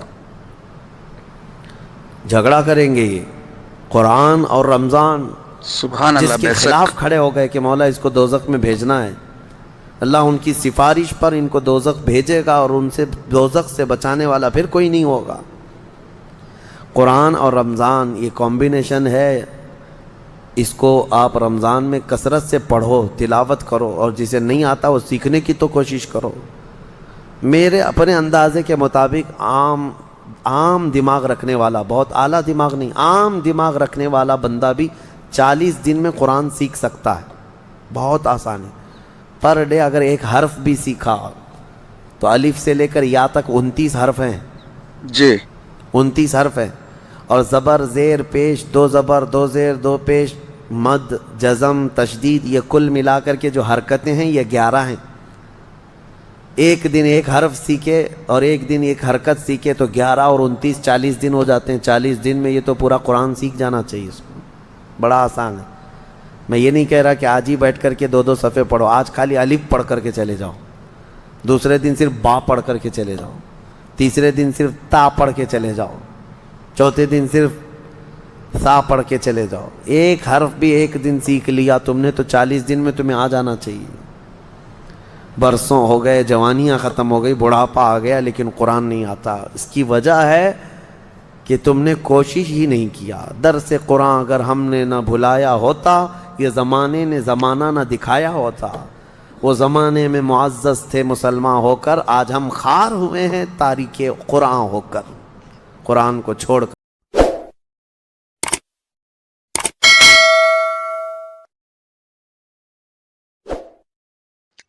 ایک بات یہ بھی بتا دوں, ہر ایک کو تو موت کا مزہ چکھنا ہے. آپ ہیں, ہم ہیں, سب تو اس دنیا سے جانے والے ہیں. لوگ جیتے ایسے ہیں جیسے ان کو جانا ہی نہیں ہے, لیکن یقین ایسا ہے, سب کو پتا ہے کہ دنیا کا بڑا سے بڑا بادشاہ بھی موت کے چنگل سے بچ نہیں سکتا. اور رب تعالیٰ نے قرآن میں فرمایا اینما تکونوا یدرککم الموت ولو کنتم فی بروج مشیدہ, تم جہاں کہیں بھی ہوگے موت تمہیں آ کر پکڑ لے گی, اگرچہ تم مضبوط قلعے میں کیوں نہ بیٹھ جاؤ. دنیا کا کوئی حکیم ایسا معجون نہیں تیار کیا جو موت سے بچا لے. سائنس اتنی ترقی کر کے بھی آج تک موت کی دوا نہیں بنا سکا. جی کوئی نہیں بنا سکتا قیامت تک. قرآن میں اللہ کا وعدہ ہے لکل امت اجل, ہر جماعت کو یا ہر انسان کو موت آنی ہے. اذا جاء اجلهم فلا يستأخرون ساعة ولا يستقدمون. جب وہ اجل آ جائے, جب وہ وقت مقرر آ جائے, تو اللہ تعالیٰ جی قرآن میں فرماتا ہے 1 سیکنڈ نہ پہلے آئے گی نہ بعد میں آئے گی. وہ وقت مقرر سب کا ہے. اچانک ہمارا بھی اعلان ہو جائے گا کہ دنیا سے چلے گئے, انتقال کر گئے. چند دنوں کے بعد پھر معمول پر سب لوگ آ جائیں گے, اور سب لوگ اپنے اپنے گھر بار میں اسی طرح. حضرت سفیان ثوری رضی اللہ تعالیٰ عنہ فرماتے ہیں, لوگ جو ہے گھروں کو کہتے ہیں نا, قاری صاحب کے گھر والے, ظاہر سی بات ان کے بچے بھی ہوں گے. کتنی بڑی آفت آئی ان کے گھر پر, اچانک باپ چلا گیا اور بچے یتیم ہو گئے. گھر کیسے چلے گا, بچیوں کو کون دیکھے گا. گھر والوں کی سوچتے ہیں, صحیح بات ہے, لیکن بزرگوں کا سوچنا کچھ اور ہی تھا. حضرت سفیان ثوری ایک جنازے میں تھے اور جنازہ جا رہا تھا. 8 سال کی بچی جنازے کے پیچھے تھی جس کے باپ کا انتقال ہوا تھا. وہ روئی جا رہی تھی, ہمارے گھر پر کتنی بڑی مصیبت آئی, ہمارے باپ چلے گئے. حضرت سفیان ثوری نے اس بچی کو دیکھ کر جواب دیا, بیٹی تمہارے گھر پر نہیں, جو تمہارے باپ پر موت والی جو مصیبت آئی ہے, اس سے بڑھ کر کبھی کوئی آ ہی نہیں سکتی. موت یہ ایسی آزمائش اور ایسی مصیبت کہ اس سے بڑی کچھ نہیں. تم لوگوں کا کیا, گھر والوں کا, کل پھر کھڑے ہو جاؤ گے. 2 دن کھانا نہیں بنے گا, 3 دن نہیں بنے گا, پھر کھاؤ گے. موت انسان کے لیے سب سے بڑی مصائب کی, آزمائش کی ایک ایسی بادشاہ کا نام ہے جس کے متعلق حضرت سفیان ثوری فرماتے ہیں کہ اپنے باپ سے پوچھو کہ کتنی بڑی مصیبت آئی. موت اس کو ہلکے میں مت لو, آسانی پہ مت لو. جی اور جب دفن کر کے آ گئے دوسرے دن, وہ قبرستان گئے تھے. حضرت سفیان قبرستان گئے ہیں اور وہی بچی قبر کے پاس بیٹھی رو رہی ہے, اور کیا کہہ رہی تھی اپنے باپ سے کہ ابا جب آپ بیمار تھے تو بچھونے میں بچھا دیتی, اوڑھنے میں لا کے دیتی, آپ کو بھوک لگتی کھانے میں لاتی, دوائیاں میں پلاتی. کل کی رات کیسی گزری آپ کی, کون بستر پوچھا, کون اوڑھنا پوچھا, کون دوائیاں اور کون کھانے پوچھا. یہ اپنی بچی کے جذبات تھے جو اپنے باپ سے قبرستان میں قبر کے پاس بیٹھ کر کے وہ یوں مناجات کر رہی اپنے الفاظ سے. حضرت سفیان ثوری پیچھے سے سن رہے تھے. انہوں نے کہا, بیٹی یہ پوچھ اپنے باپ سے, یہ مت پوچھ کہ بستر کون دیا, اوڑھنا کون دیا, دوائی کون دیا, کھانا کون دیا. یہ دنیا ختم ہو گئی. ان سے اب یہ پوچھ, ہم نے جو کفن دیا تھا فرشتوں نے اسے باقی رکھا یا ختم کر دیا. یہ پوچھ ابھی کہ ہم نے نہلا کر کے بھیجا تھا, کہیں اس پر اللہ نے بچھو اور سانپ تو نہیں چھوڑ دی. ہم نے خوشبوئیں لگائی تھی, پیٹ کے پھٹنے کے بعد تعفن اور بدبوئیں تو نہیں پھیل گئی. یہ پوچھ اب مردے سے. میرے عزیزوں بے شک بعد جی کی جو منزلیں حضرت عثمان غنی رضی اللہ تعالیٰ عنہ خلفائے راشدین میں تیسرے نمبر پر، آپ جب قبرستان جاتے تھے اتنا روتے تھے کہ ان کی داڑھی سے آنسو کے قطرے گرنے لگ جاتے تھے۔ آپ کے غلام وہ کہتے کہ حضرت عثمان غنی سے کہ جب بھی آپ قبرستان کے پاس آتے اتنا کیوں غم کرتے ہیں، اتنا کیوں روتے ہیں؟ وہ کہتے کہ یہی ایک منزل ہے جس سے بندہ نکل گیا تو سب میں نکل جائے گا، یہی وہ منزل ہے۔ قبر کو آج لوگوں نے ہلکے میں لیا ہے، اور ممبئی والوں کا کیا ہے، 6 مہینے کے بعد قبریں کھد جاتی ہیں، تمہیں تو اور بڑی عبرت کی بات ہے، دیکھو نکلنے کے بعد کیسی ہڈیاں وہاں نکلتی ہیں۔ وہ وقت کے بڑے بڑے طاقتور سورما لوگ ہیں، بڑے بڑے پیسے والے لوگ ہیں، جو بڑی بڑی گاڑیوں میں گھومنے والے لوگ ہیں، جن کے گھٹنے سے لے کر ٹخنے جی تک کی ہڈیاں قبروں میں بکھری ملتی ہیں۔ جب جب قبروں سے مٹیاں نکالی جاتی ہیں، کیا آپ نہیں دیکھتے سوکھی کھوپڑیاں باہر آتی ہیں؟ وہ کس کی ہیں؟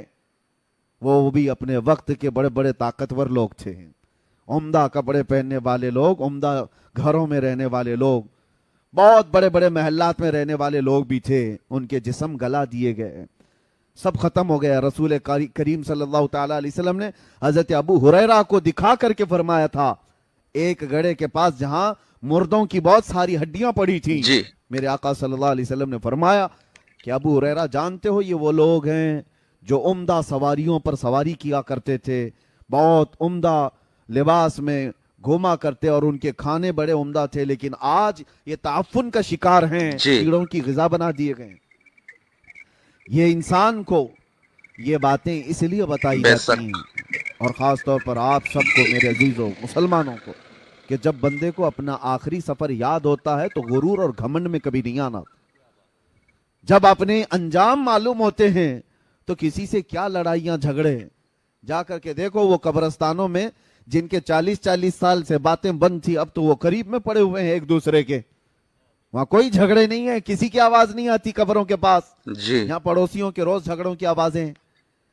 یہ اندازہ کر لو کہ جانے کے بعد خاموش سالوں نہیں صدیوں تک شاید سونا پڑ جائے۔ جانتے ہیں کہ ایک محفل میں ایک شخص نے کہا کہ مجھے کدو نہیں پسند تھا، تو ایک فقیر نے تلوار نکالی، کہا اگر تجھے کدو نہیں پسند تھا میں تجھے مار ڈالوں گا۔ کہا کیوں؟ کہا کہ یہ سبزی میرے محبوب کو پسند تھی، تجھے پسند کیوں نہیں؟ غور فرمائیں۔ اب بتائیں اگر کدو سے پیار ہو جائے تو فقہا کدو ناپسند کرنے والے پہ تلوار نکالیں، تو جو صحابہ اور اہل بیت رسول اللہ کو اتنے پیارے ہوں کہ صدیق و فاروق کو اپنے مزار میں لے کر لیٹے ہیں، ان کے بارے میں بھی لوگوں کے منہ اترتے ہیں، یہ کون سا عشق رسول ہے؟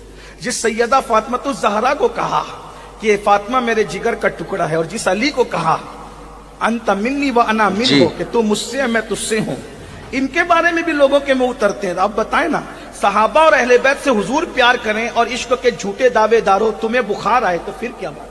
پھر نصیر نے کہا تھا نام آتے ہی ابو بکر عمر کا لب پر، نام آتے ہی ابو بکر عمر کا لب پر کیوں بگڑتا ہے؟ وہ پہلو میں سلائے ہوئے ہیں، وہ تو اپنے پہلو میں تھپکیاں دے کے سنائے، تجھے کیوں بخار آتا ہے؟ اور تو ہے کون؟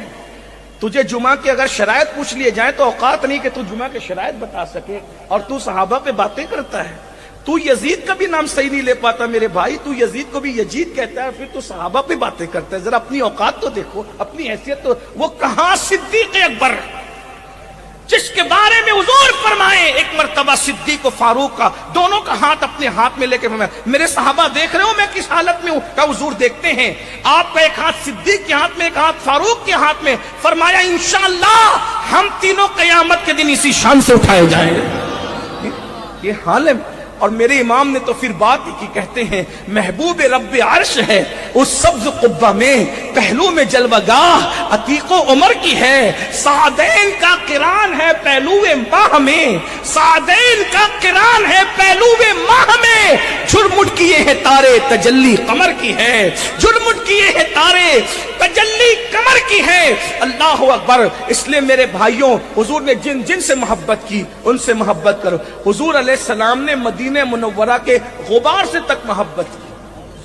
ایک مرتبہ صحابہ کرام جنگ سے آ رہے تھے تو غبار حواس کے ذریعے اڑ کے آ رہا تھا، کسی نے منہ پہ ہاتھ رکھ لیا غبار سے بچنے کے لیے، فرمایا مدینے کے غبار سے تم بچتے ہو؟ اللہ نے مدینے کے غبار میں بھی شفا رکھا ہے۔ फिर हुजूर अलैहिस्सलाम ने जिन चीजों से, अब ये तो शख्सियात हो गई, मैंने इशारा कर दिया, जिन चीजों से मोहब्बत की, मतलब नमाज से मोहब्बत की, तो मैं नमाज मेरी आंखों की ठंडक है, आशिक रसूल हूं जी। इश्क का तकाजा तो यह कि हुजूर जिससे मोहब्बत करें, अल्लाह के रसूल को आमाल में सबसे ज्यादा अमल जो पसंदीदा था वो नमाज है। फरमाया जुइलत कुर्रतु ऐनी फिस्सलाह, नमाज में मेरी आंखों की ठंडक है। तो हम कैसे हैं भाई कि इश्क रसूल की बात भी करते हैं? नहीं। तो मेरे भाइयों, ये इश्क रसूल के तकाजे कि अल्लाह के हबीब अलैहिस्सलाम ने जिससे मोहब्बत की उससे मोहब्बत करें, जिन शख्सियात से मोहब्बत की उससे मोहब्बत करें, जिनसे नफरत की उनसे नफरत करें, जिन आमाल से मोहब्बत की उन आमाल से मोहब्बत करें, जिन आमाल से नफरत की उनसे नफरत करें। देख लिया वीडियो मेरे भाई, बहुत ही अच्छा वीडियो है, और इस वीडियो को शेयर करना, और अगर पहली बार ये वीडियो देख रहे हो तो अपने भाई को सब्सक्राइब कर ले। बैतुल मुक़द्दस के बारे में मेरे आका सल्लल्लाहु अलैहि वसल्लम ने फरमाया, ये हमेशा यहूदियों के तसल्लुत में नहीं जाएगा, ये मेरा यकीन है। दुनिया टल सकती है मगर मेरे मुस्तफा का फरमान नहीं टलेगा। मेरे आका ने अगर फरमाया है तो वो होकर रहेगा। हुजूर फरमाते हैं खुरासान से एक जमात आएगी, खुरासान से। खुरासान ये अफगानिस्तान और ईरान का कुछ हिस्सा है, जिसको पुराने जमाने में खुरासान कहा जाता था। मेरे आका फरमाते खुरासान से काले झंडे लेकर के एक जमात निकलेगी, और वो इतनी तेजी से बढ़ती हुई बैतुल मुक़द्दस की तरफ आएगी कि दुनिया की कोई हुकूमत और कोई ताकत उनका रास्ता नहीं रोक सकेगी, और वो झंडे सीधे लाकर बैतुल मुक़द्दस पर गाड़ देंगे।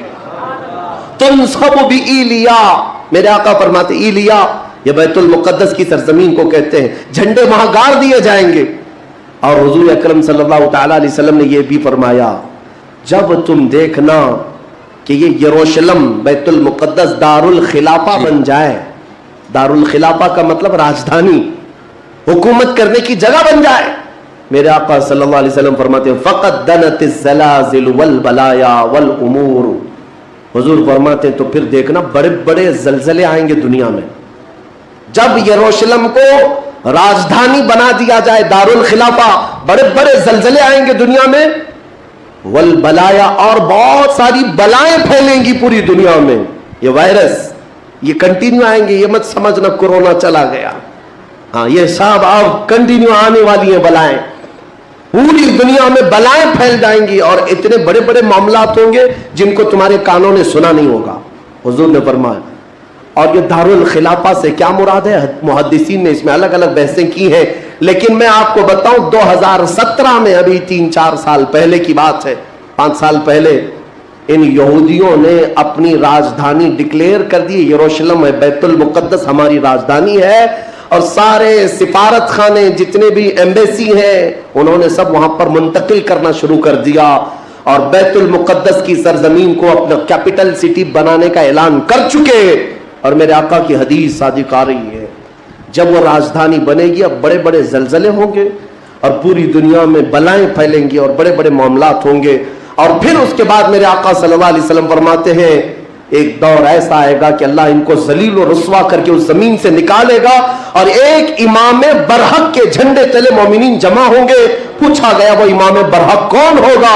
मेरे आका फरमाते हैं वो मेरी औलाद में से होगा, उसका नाम मेरे नाम पर होगा, उसके बाप का नाम मेरे बाप के नाम पर होगा, और अल्लाह उसको इमाम मेहदी की शक्ल में भेजेगा। हाँ, ये जमाना बहुत करीब आ चुका, ये जमाना बहुत करीब आ चुका। मैं बारगाह रब्बुल इज्जत में आज जुम्मतुल विदा में यही दुआ करता हूं कि मौला अगर जिंदगी की सांसें बाकी हैं तो इमाम मेहदी की फौज में हमें जगह अता फरमा, उनके झंडे तले मौला हमें अमन अमान अता फरमा दे, दुनिया से जालिमों के चंगुल से मौला ईमान वालों को आज़ादी अता फरमा, कुफार और मुशरिकीन के तसल्लुत से मोमिनीन को आज़ाद फरमा दे। ए रब्बे ज़ुल जलाल अहसनुल खालिकीन, इस माह मुबारक में अगर तू हमें मौला इन रातों में इन दिनों में इबादतों को कबूल किया और भीख में कुछ दे तो मौला सिर्फ इतना दे दे कि पूरी उम्मत को मौला खैर और आफियत अता कर दे, खोई हुई इज्जत व वक़ार अता फरमा दे, हमारे नाहक कैद किए हुए बच्चों को मौला आज़ादी अता फरमा दे, बेकसूर जेलों में बंद हमारे बच्चों को मौला आज़ादी अता फरमा दे। 1914 से 1918 के बीच में फर्स्ट वर्ल्ड वार हुई, दुनिया की सबसे बड़ी जंग, पहली जंग अजीम, जिसमें तुर्कियों ने जर्मनी का साथ दिया और हार गए बरतानिया इंग्लैंड के मुकाबले में। तो हारने की वजह से हुआ ये कि तुर्की की सारी खिलाफत खत्म हो गई, खिलाफत उस्मानिया के टुकड़े टुकड़े हो गए। 50 मुल्कों पर उनकी अकेली हुकूमत थी, सब टुकड़े हो गए। तुर्की को सब खत्म कर दिया गया, खिलाफत खत्म कर दी गई। ये 1920 में खिलाफत खत्म कर दी गई और फिर बरतानिया इंग्लैंड के तसल्लुत में, उसके कब्जे में फिलिस्तीन भी आया। ये वो जमाना था जब हमारा इंडिया भी इंग्लैंड के अंडर में था, हमारा भारत भी। बरतानिया हर मुल्क फतह करते हुए अपने अंदर लेते जा रहे थे, ये अंग्रेजों की आदत थी। तो फिलिस्तीन भी उनके अंदर में था। तो अब उन लोगों ने यहूदियों के लिए एक आम ऐलान किया, डिक्लेरेशन ऑफ बाल्फोर कहा जाता है, एक बाल्फोर एलामिया, जिसमें ऐलान किया गया कि दुनिया भर के जो भी यहूदी हैं वो हिजरत करके यहां आए, उन्हें घर दिया जाएगा। 1921 से फिर फिलिस्तीन में एक छोटी सी बस्ती में इनको बसाया गया। 4000 लोग पहले आए, 4000 लोग आए। फिर ये हिजरत का सिलसिला चलता रहा यहां तक कि 1947 में इनकी आबादी 36 लाख के करीब हो गई। 30-35 लाख से बढ़ करके आगे बढ़ गए। और उसके बाद फिर 1948 में इन जालिमों ने अक़वाम मुत्तहिदा यूएनए की मदद से ये ऐलान कर दिया पूरी दुनिया में कि अब ये फिलिस्तीन नहीं है, इसका आधा हिस्सा इजराइल है, ये हमारा मुल्क है। बात दर हकीकत ये थी कि यूएनए में, अक़वाम मुत्तहिदा में ये बिल पास हुआ था कि यहूदियों को भी रहने दिया जाए, मुसलमानों को भी। इस फिलिस्तीन के 2 टुकड़े किए जाएंगे, एक मुसलमान फिलिस्तीन बनाएंगे और एक यहूदी इसराइल बनाएंगे। आज भी ये अक़वाम मुत्तहिदा यूएनए का ये बिल आज भी मौजूद है। अक़वाम मुत्तहिदा से ये बिल पास हुआ, यहूदी तो मान गए लेकिन पूरे अरब के मुसलमान इसके खिलाफ थे कि अरबों के बीचों बीच एक यहूदी रियासत कैसे कायम हो सकती है, ये हमारा मुकद्दस मामला है, मुकद्दस सरजमीन से हमारा ताल्लुक है। एहतजाज करते रहे लेकिन इन यहूदियों ने माल के जरिए, औरतों के जरिए सारे अरब मुल्कों के जो बादशाह थे इन तक अपना तसल्लुत जमा लिया। कई ऐसे अरब बादशाह हैं जिनकी बीवियां यहूदी हैं, उनके घरों तक ये पहुंच गए और उनको ऐसा न्यूट्रल कर दिया कि अब वो फिलिस्तीन के बारे में बात ना करें। हुआ ये कि इजराइल तो बन गया लेकिन आज तक फिलिस्तीन नहीं बन सका। फिलिस्तीन का वजूद दुनिया नहीं दिखाती, गूगल में चेक करो तो नहीं बताता, फिलिस्तीन कोई जगह नहीं। अल्लाह मेरे अजीजों, हर 10-10 साल पर ये जमीन को हड़पते आज पूरा वो अर्ज़ मुक़द्दस जिसको फिलिस्तीन कहा जाता है 90% यहूदियों के कब्जे में आ गया। मेहमान को ऐसा बनना चाहिए कि हम किसी के मेहमान बने ना तो वो हमसे खुश हो जाए, हम जाएं तो वो रिलैक्स हो के यार मजा आ गया जी। और इसकी खूबसूरत यूं समझिए कि end of the day result ये होता है कि जिस मेहमान को दोबारा घर में बुलाया गया ना है, और जिसको कहते हैं थोड़ी सी रिक्वेस्ट करके बुलाया गया, समझ लो आपने पहली बार कुछ अच्छा ही करके आए आप।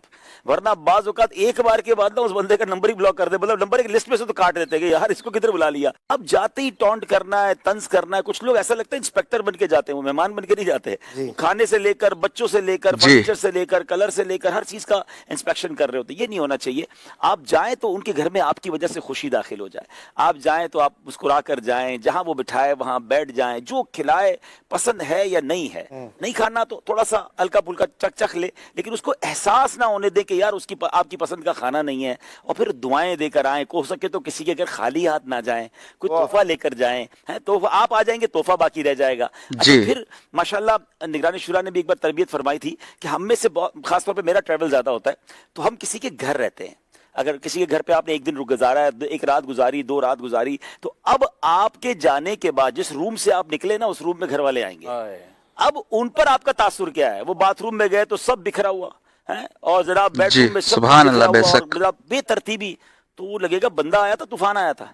तो आप जब किसी के कमरे से बाहर जा रहे हैं तो कमरे को ऐसा छोड़ के जाएं कि कोई पहले तो दाखिल हो तो उसको खुशबू मिले, है कि माशाल्लाह ये तो कोई महकते लोग आए थे, तरतीब से चीजें रखी हुई हों जितना, क्योंकि आपका घर नहीं है कि आपके घर वाले आके ठीक कर देंगे। उसूलन तो अपने घर में भी ये करना चाहिए, लेकिन एटलीस्ट किसी के घर गए तो आप ये सोचें कि आपका तासुर आपके बाद क्या होगा।